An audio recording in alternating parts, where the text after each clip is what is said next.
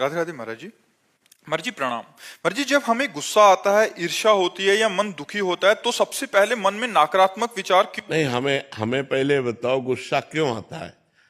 गुस्सा तब आता है, कामा संजायते क्रोधा, क्रोधा स्मृति विभ्रमा, स्मृति भ्रंशात बुद्धिनाशो बुद्धिनाशात प्रणश्यति। जब हम ये कामना करते हैं कि ये ऐसे चले और वो नहीं चलता, कोई भी हो, तो गुस्सा आ जाता है। हमको ये सोचना है कि मुझे कैसे चलना है। जब मेरा बेटा गलत चल रहा हो तब मुझे कैसे चलना है, मेरी पत्नी जब प्रतिकूल चल रही तो मुझे कैसे चलना है। मुझे क्रोध नहीं लाना, बहुत प्यार से, बड़े गंभीरता से, धैर्यपूर्वक हमें समस्या का समाधान करना चाहिए। क्रोध से समस्या बढ़ती है, ना कि समस्या का समाधान होता है। जब हम गुस्सा करते हैं तब हमारे द्वारा कुछ ऐसा हो जाता है जिससे समाधान होने की जगह और हम फैल जाते हैं, प्रपंच में फंस जाते हैं। तो मुझे लगता है उस समय नाम जप करके हमको अपने अंदर की सोच को ठीक करनी होगी। अगर हम अंदर की सोच को ठीक नहीं कर पाए तो जेल जितनी भरी है वो सब इसी में भरी है, काम में या क्रोध में या व्यभिचार में फंसा या हिंसा में फंसा, चोरी में फंसा, इसी में जेल भरी हुई। गुस्सा नहीं संभली, आगे कुछ गलत कर दिया, जेल भोगना पड़ेगा। तो हमें लगता है हम उस समय अपनी सोच को कंट्रोल कर सके, उसके लिए भगवान का भजन है। भगवान के भजन में बहुत बड़ी सामर्थ्य है, बड़ी सामर्थ्य है। और सामने वाले का परिवर्तन क्रोध से नहीं होता, हमारी नम्रता और विनम्रता और सहनशीलता से होता है। एक बार श्री स्वामी एकनाथ जी महाराज महाराष्ट्र के गंगा स्नान करने गए, तो स्नान करके लौट रहे थे तो ऊपर विधर्मी का महल था, गली के ऊपर। उसने थूक दिया, देखा महात्मा का नहा के जा, तो ऊपर थूक दिया, ऊपर गिरा। वो फिर नहाने गए, वही गली थी, फिर लौटे, फिर थूक दिया, 100 बार थूका। वो 100 बार स्नान करके आए। जब 100 बार स्नान करके आए तो हार गया। वो नीचे उतर के आया और प्रणाम किया और कहा मुझे क्षमा कर दो। तो उनका क्यों भैया? बोले मैंने 100 बार आपके ऊपर थूका, अपराध किया। बोले नहीं, आपने बड़ी कृपा की, एक दिन में 1 बार गंगा स्नान करता था, आपकी कृपा से 100 बार गंगा स्नान हुआ। ये तो आपकी कृपा। वो चरणों में लौट गया और कहा आज के बाद कभी किसी महात्मा के साथ गलती नहीं करेंगे। विनम्रता और धैर्य ने उसको बदल दिया। अगर उसी समय गाली देते तो शायद और थूकता और गुस्सा करता या और विपरीत चला जाता, लेकिन वो कुछ नहीं बोले तो उसका सुधार हो गया। विनम्रता और धैर्य से यदि हम अपनी सोच को कंट्रोल में रखें तो हम किसी का भी सुधार कर सकते हैं।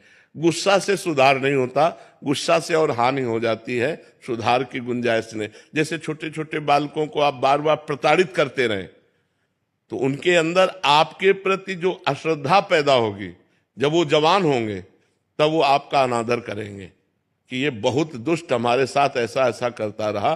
तो हमें लगता है बच्चों को प्यार से समझाने की कोशिश करें, दुलार से समझाने की कोशिश करें। ज्यादा क्रोध का प्रयोग ठीक नहीं है। हर जगह क्रोध का प्रयोग करने से हानि ही हो जाती है। क्रोध से आज तक किसी को लाभ नहीं प्राप्त हुआ है। ये विचार करके हम अपनी सोच को भगवान से जोड़ करके, भगवान के नाम से जोड़ करके पवित्र आचरण करें। हाँ, जब सामने वाला क्रोध कर रहा हो तो हमें गंभीरता पूर्वक विचार करना चाहिए कि अब हम क्या उत्तर दें, हम कैसे चलें। अगर उस समय में कुछ समझ में नहीं आ रहा तो हम वहां से हट जाएं। थोड़ी देर बाद हमारी बुद्धि काम करने लगेगी, तब हम देख लेंगे अभी बुद्धि काम नहीं कर रही, अभी क्रोधावेश आ रहा है, तो हट जाना चाहिए, सामने से चले जाना चाहिए। दीप शिखा जी हैदराबाद से। राधा वल्लभ श्री। राधे राधे महाराज जी। महाराज जी, वो स्थिति कब आती है जब ये निश्चित हो जाए कि अब हमारा पुनर्जन्म नहीं होगा, होगा तो भी किसी भक्त या धार्मिक स्थल के अंतर्गत ही होगा? जब हमारा संसार का चिंतन छूट जाए, हर श्वास प्रत्येक मिनट भगवान का चिंतन, और कोई चिंतन नहीं, कोई कामना नहीं, सकल कामना हीन जे राम भगति रसलीन। अब काम खत्म हो गया। जब कोई चाह नहीं, कोई चिंता नहीं, कोई मांग नहीं, संसार का चिंतन नहीं, निरंतर भगवान का चिंतन हो रहा है, अब उसका आवागमन खत्म हो गया। वो खुद अनुभव होने लगता है कि अब हमारा काम हो गया। और जब तक नाना प्रकार की चिंताएं, कामनाएं, वासनाएं हैं, तब तक बार बार जन्म, बार बार मरण होता रहेगा। पुनरपि जननम पुनरपि मरणम पुनरपि जननी जठरे शयनम। इसीलिए हमें मानव देह मिला है, हम ये चक्र को मिटा दें, आवागमन के इस चक्र को तोड़ दें भजन के प्रताप से। निरंतर जिसका भजन चलता है वो मुक्त हो जाता है। अनन्य चेता सततम यो माम स्मरति नित्य सहा तस्याहम सुलभा पार्थ नित्य युक्त योगिना। जो नित्य चित्त भगवान में लगाकर निरंतर चिंतन करता है, भगवान उसके लिए सुलभ हो जाते हैं, और भगवान मिल गए तो आवागमन मुक्त हो गया। विनोद जी छत्तीसगढ़ से। राधे राधे महाराज जी। गुरु जी, मोह माया से ध्यान भंग क्यों नहीं होता? मोह माया से ध्यान भंग तब होगा जब निर्मलता आवे। मलिन मन के कारण वो मन माया की तरफ ही जाता है। मना खष्टान इंद्रियाणी प्रकृति स्थान कर सती। प्रकृति माने माया ही होता है। मन 5 ज्ञानेंद्रियों के साथ माया में तब तक जाता रहेगा जब तक भगवान का नाम और मंत्र आप जाप नहीं करेंगे। जैसे पानी को कहीं भी छोड़ो वो नीचे ही जाएगा, अगर ऊपर चढ़ाना है तो यंत्र की आवश्यकता है, यंत्र की।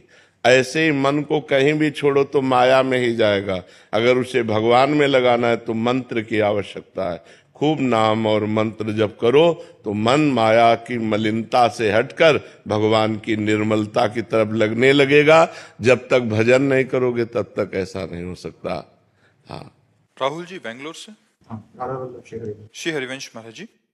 महाराज जी, मेरे जीवन में सबसे जब कठिन समय था तो आपकी कृपा से महाराज जी, आपके उपदेशों ने मुझे बहुत साहस और धैर्य दिया, इसके लिए मैं बहुत बहुत आभारी हूँ। महाराज जी, मेरा एक प्रश्न है कि मैं नाम जप और भजन के पथ पर चलने का पूरा प्रयास करता हूँ, और मुझे पता है कि प्रतिकूलताएं आएंगी और हमें उन्हें सहते हुए आगे बढ़ना है, लेकिन फिर भी प्रतिकूलताओं और हतोत्साहित जब हो जाता हूँ, ऐसी स्थिति आती है, तो ऐसे समय में अपने को खुद को कैसे फोकस रखूं और प्रोत्साहित रखूं कि मतलब आगे का मार्ग प्रशस्त हो सके? देखो, जब हम, किसका प्रश्न है, जब हम भगवान से चित्त जोड़ देते हैं तो इस प्रश्न का उत्तर अपने आप मिल जाता है। ऐसा बल मिल जाता है कि हम उनको सह सकते हैं, क्योंकि हम भगवान से जब चित्त जोड़े हैं ना तो हमारा मन आनंदित रहता है। अगर मन आनंदित है तो हम विपत्तियों को रौंदते हुए निकल जाएंगे, अगर हमारा मन आनंदित नहीं है तो फिर हम गिर जाएंगे। और मन आनंदित होगा जब भगवान से जुड़े।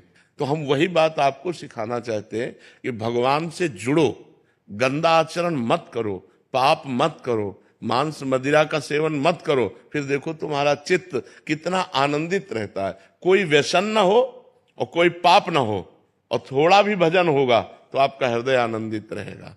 आप पक्का समझो, भगवदा आनंद से ही हम इन विपत्तियों से लड़ सकते हैं, नहीं तो ऐसे ऐसी विपत्तियां पूछो मत।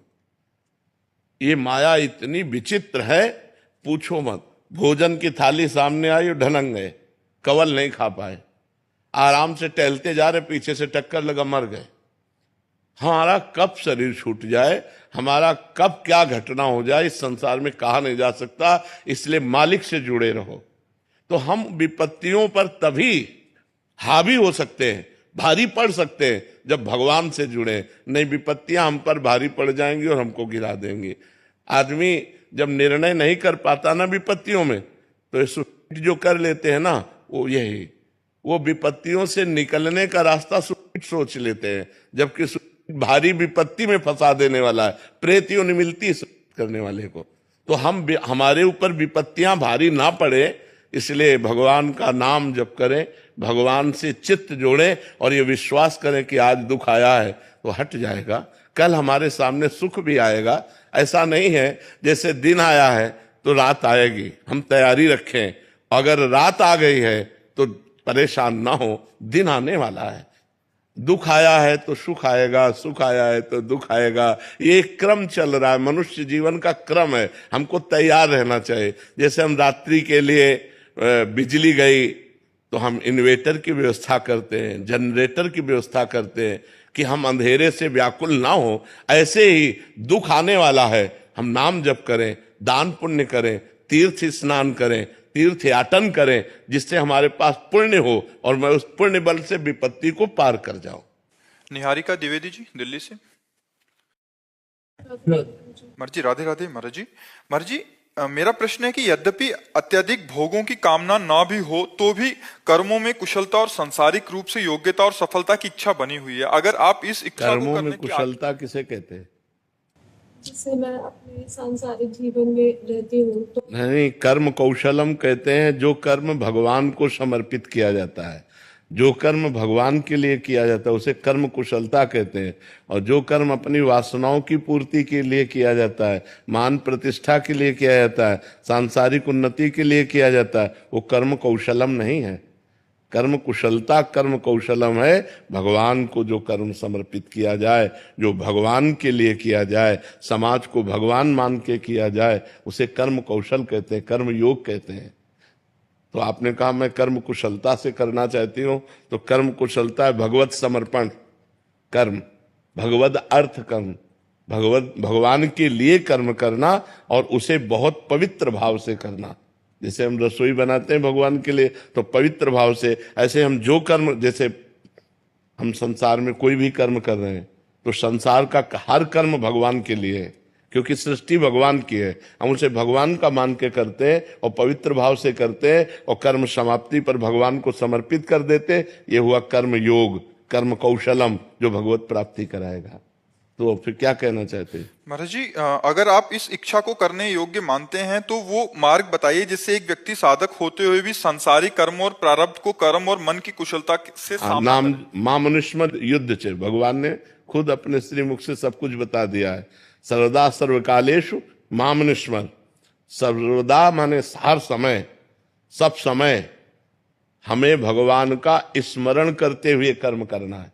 राधा राधा, कृष्ण कृष्ण, राम राम राम। जो काम कर रहे हैं भगवान का स्मरण करते हुए कर रहे हैं। जो हमें पद मिला है, जो हमें कार्य मिला है, मानो आप किसी की बहन है, किसी की बेटी है, आगे किसी की पत्नी बने, किसी की माँ बने, जो हमें कर्तव्य मिला उस कर्तव्य को भगवान की पूजा मानकर, सामने वाले में भगवान की स्थापना देख करके कि इसके हृदय देश में भगवान विराजमान है, और वो हम कर्म करें और नाम जप करें तो गृहस्थ में रहते हुए भी भगवत प्राप्ति हो जाएगी। वो कर्म उसे बांधेगा नहीं।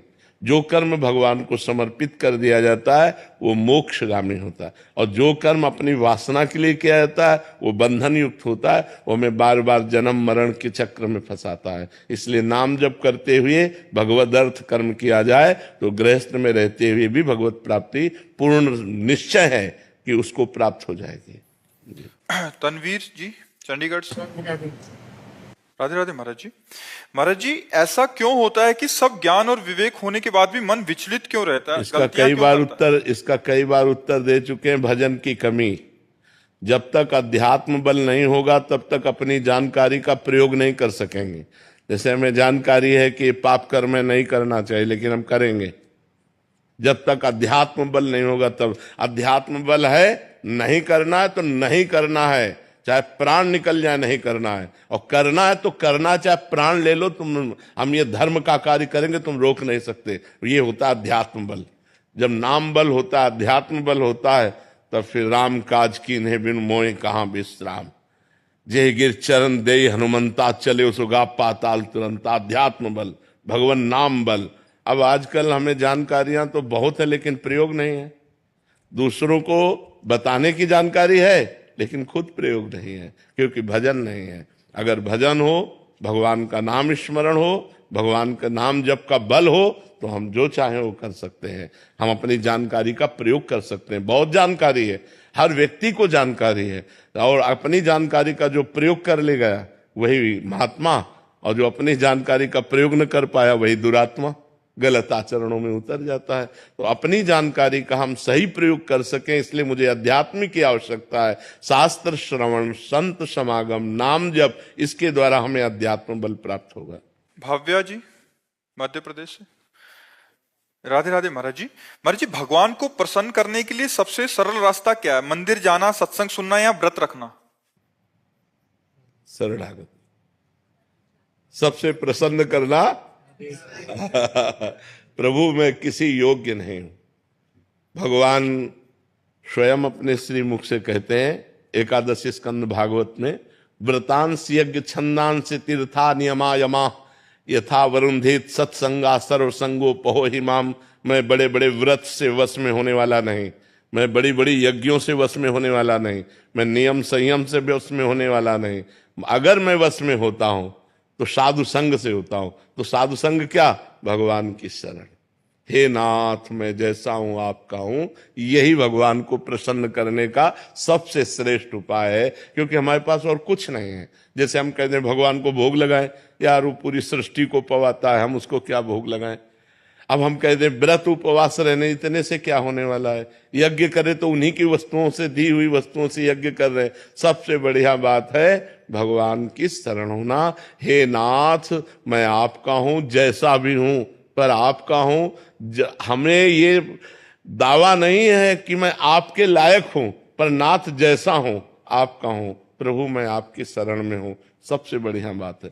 कोटि विप्र बदला गए जाहू, आए शरण तजो नहीं ताहू। भगवान का व्रत है, करोड़ों विप्रों को, ब्रह्म ऋषियों के मारने का पाप लगा हो, फिर भी भगवान की शरण में आ जाओ तो भगवान अपना लेते हैं। भगवान प्रसन्न होते हैं उनकी शरण में जाने से, भगवान की शरणागति। अब शरणागति कैसे हो? फिर उसके लिए है कि प्रथम भगति संतन कर संगा, दूसरे रतिमम कथा प्रसंगा, नवधा भक्ति हृदय में धारण करो तो आत्मसमर्पण हो जाएगा। श्रवणम कीर्तनम स्मरणम विष्णुर्पाद सेवनम अर्चनम वंदनम दास्यम सख्य आत्मनिवेदनम। आत्मनिवेदन का मतलब होता है समर्पण। नवधा भक्ति से आत्मनिवेदन प्राप्त हो जाता है। सुकल्प पटेल जी, महाराज जी, वर्षों से मिली असफलताओं के कारण मेरा जीवन दिशाहीन सा हो गया है। जो भी लेता हूँ गलत ही हो जाता है। इससे आत्मविश्वास डगमगा सा गया, भय दुख अनिद्रा बढ़ गई है। देखो, जब तक हमारे पूर्व पाप नष्ट नहीं होंगे तो हम कोई भी सफलता का कार्य करेंगे तो हमें असफलता में गिरा देंगे।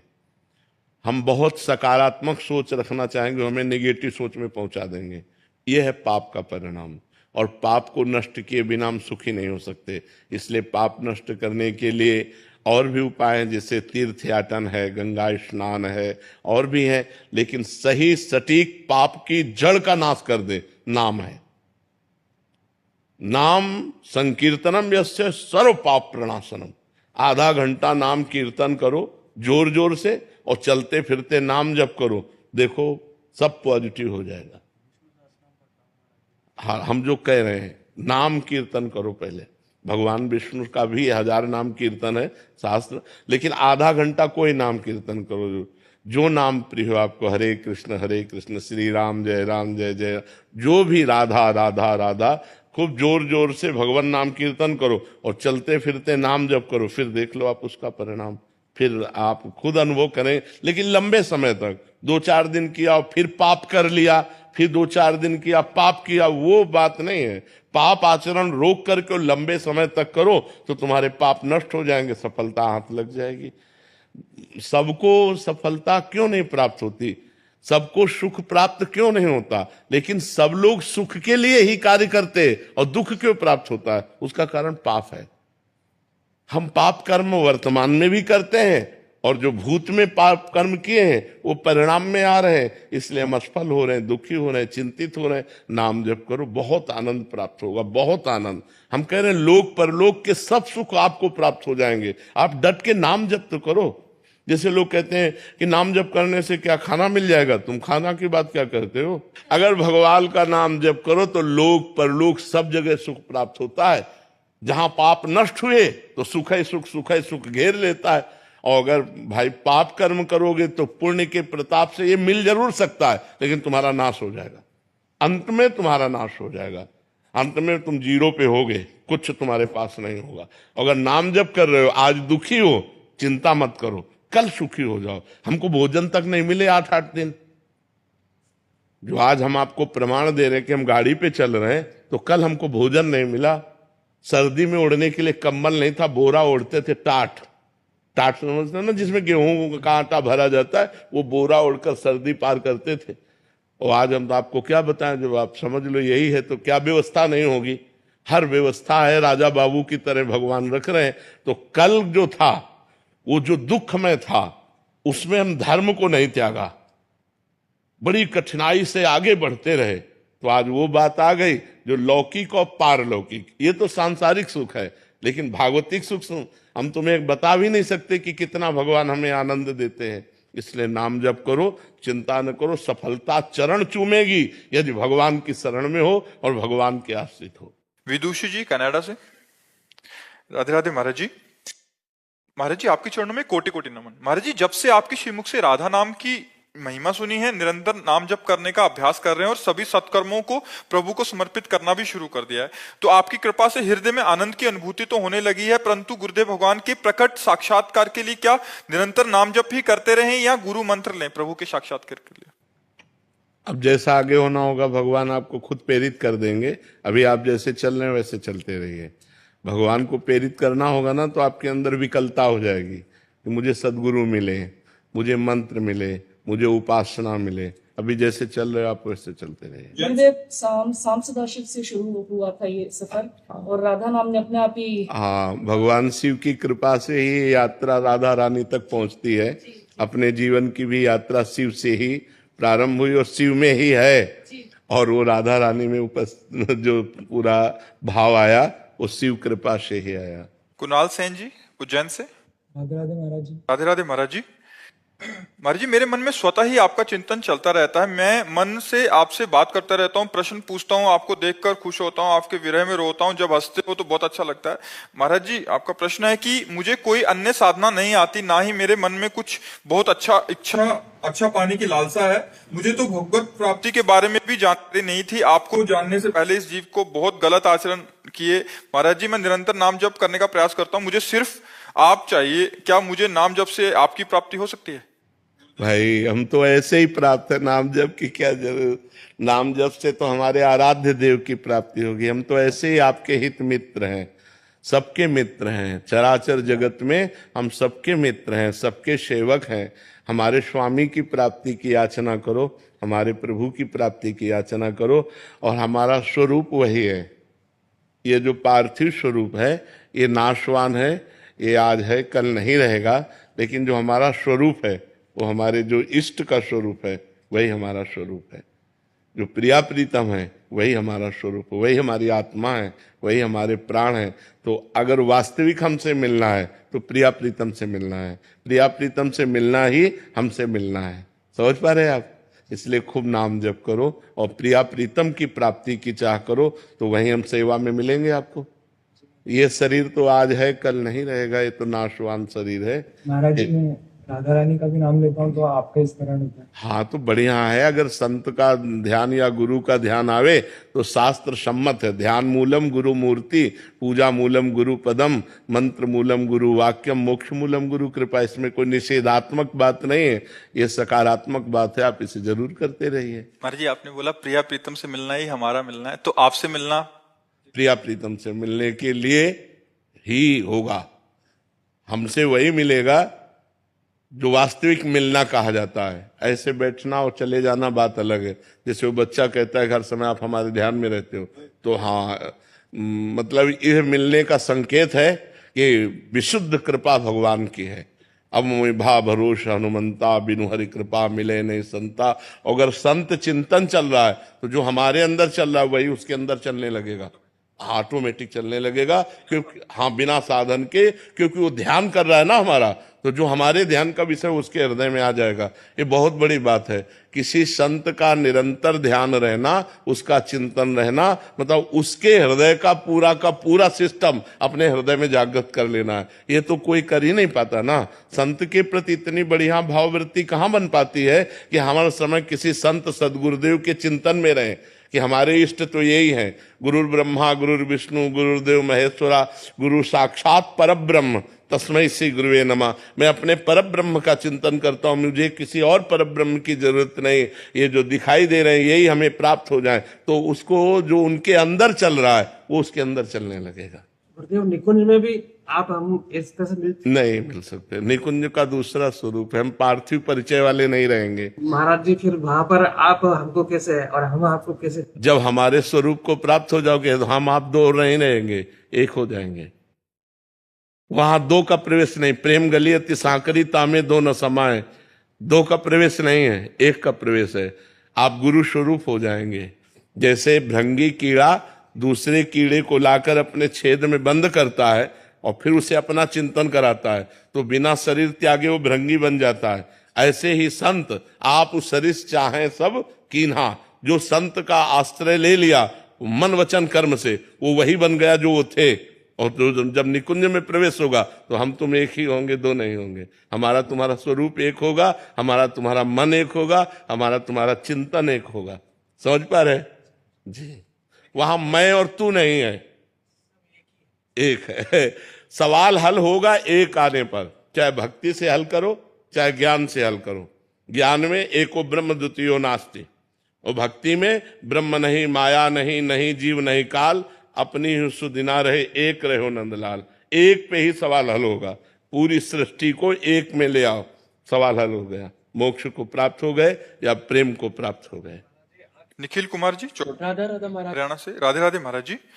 महाराज जी, मैं पिछले 1.5 वर्ष से यूट्यूब के माध्यम से आपसे जुड़ा हूँ, आपकी आज्ञा में रहकर नाम जप का प्रयास भी कर रहा हूँ।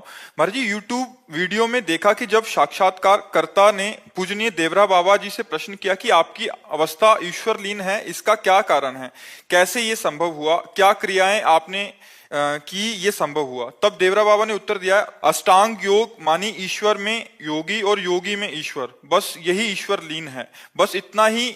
और क्रिया तो बताया गया है कि महाराज जी 10 मुद्राओं के बारे में बताया कि 10 मुद्राएं हैं।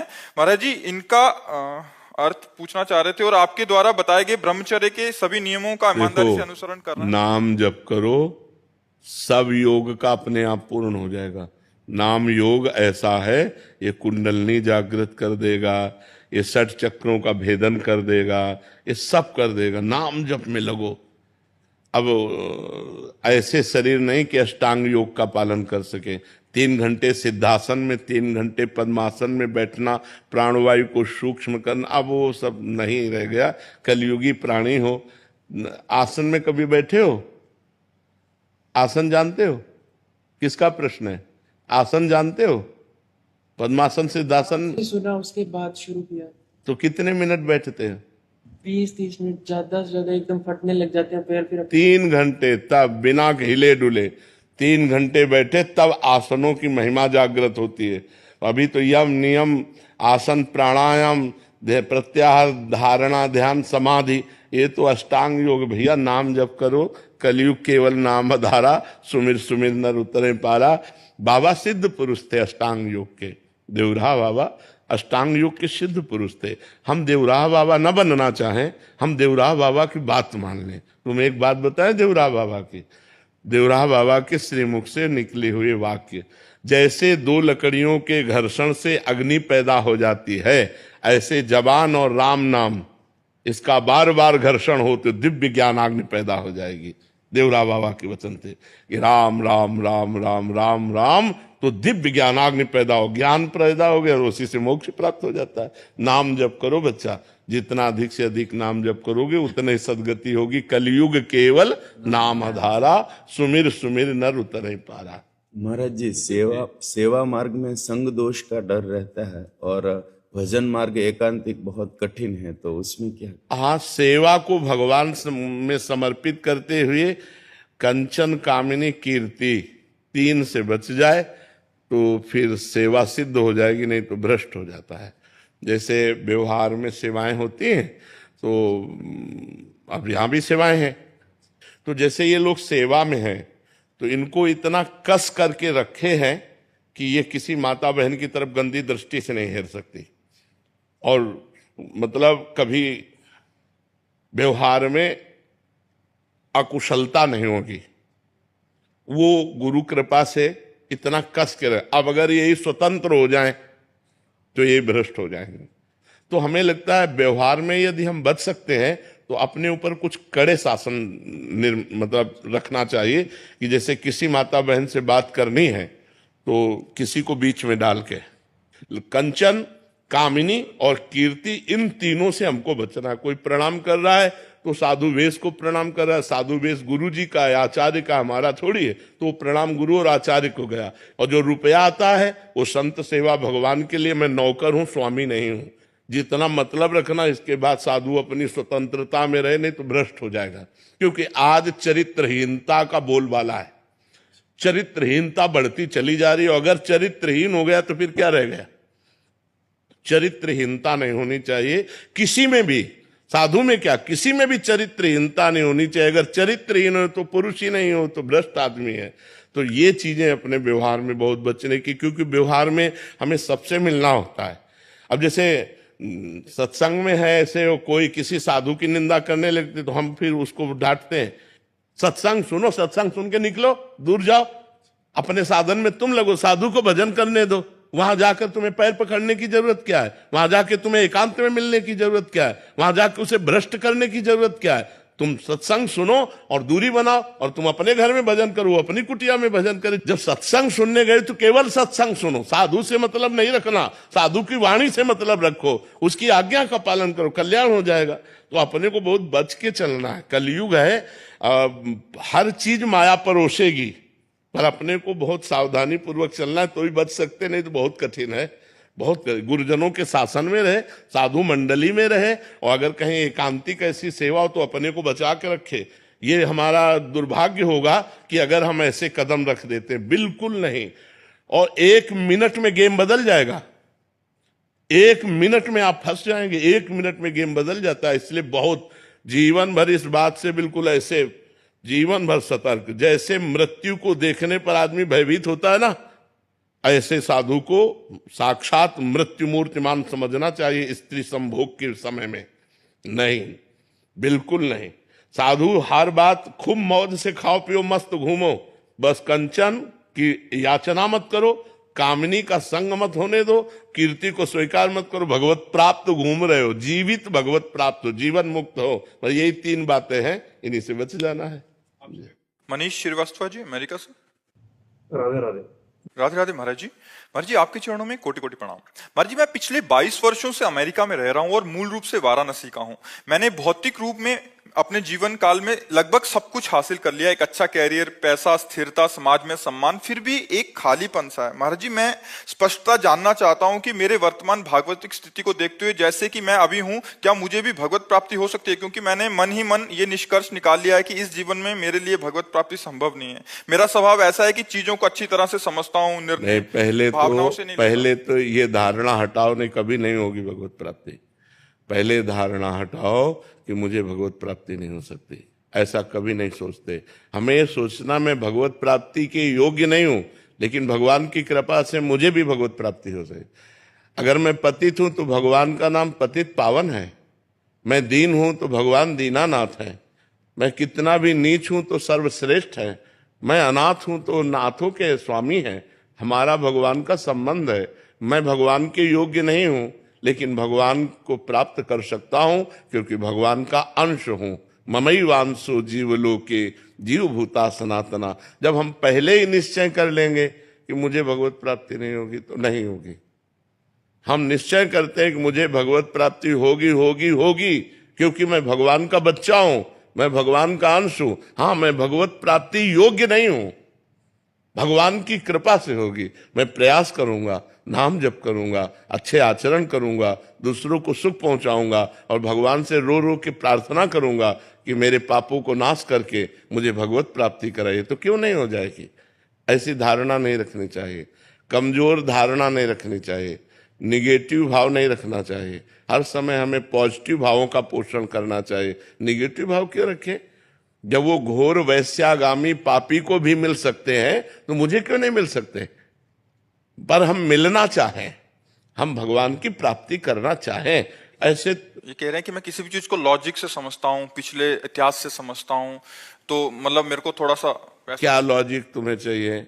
इससे बड़ा लॉजिक चाहिए? तुम भगवान के बच्चे हो कि नहीं हो, भगवान के अंश हो कि नहीं? तो बाप से मिलने के लिए कौन सी हमको क्रेडिट की जरूरत है, कौन से हमें सद्गुणों की जरूरत है? हमारे बाप है, भगवान हमारे बाप है ना? सबके बाप, भगवान सबके पिता है, क्योंकि हम सब उनके बच्चे हैं। तो हम क्यों नहीं भगवान से मिल सकते? हम नीच हैं तो उन्हीं की माया में तो नीच बने हैं। अगर हम गिरे हुए व्यक्ति हैं, बहुत दूषित हैं, तो उन्हीं की माया से, अपने बाप की माया से तो गिरे हुए हैं। हम क्यों नहीं मिल सकते? हमारा दावा है। हमारे प्रभु, जैसे प्रभु गीता में कहते हैं ममैवांशो, तू मेरा अंश है, ऐसे हम ठसक से कहते हैं कि भगवान मेरे हैं। क्यों नहीं मिलेंगे? लॉजिक हमारा बनता है कि नहीं बनता? क्यों? ये लॉजिक से अलग है। महाराज, मुझे लगता है कि इस जन्म में नहीं हो पाएगा, हमको 1000 जन्म लेना पड़ेगा, तो क्या फायदा? तो 1000 जन्म ही लेना पड़ेगा तुम्हें हम पक्का कह रहे हैं 1000 जन्म लेना पड़ेगा। हम इसी जन्म में प्राप्त करेंगे। भगवान के लिए ऐसा क्यों नहीं सोचता? मनुष्य जन्म 1000 जन्म ही मुझे मिलेंगे, बार बार गारंटी है? विचार करके देखो, बहुत दुर्लभ है मनुष्य शरीर, एक बार मिला है, अब अगली बार हम सुअर कुत्ता बनेंगे, क्या भरोसा? उसमें हम भजन कर लेंगे, अरे हम इसी जन्म में भगवत प्राप्ति करेंगे। जैसे तुमने प्रयास किया विदेश में रहकर सफलताएं प्राप्त की, ऐसे ही ये सफलता के लिए सोचो, मैं हर समय राम राम जपूंगा, कृष्ण कृष्ण जपूंगा, राधा राधा जपूंगा, और मेरी श्वास छूट गई तो मुझे भगवत प्राप्ति हो जाएगी। निराश क्यों होते हो? निराश नहीं होना, उदास नहीं होना, हताश नहीं होना।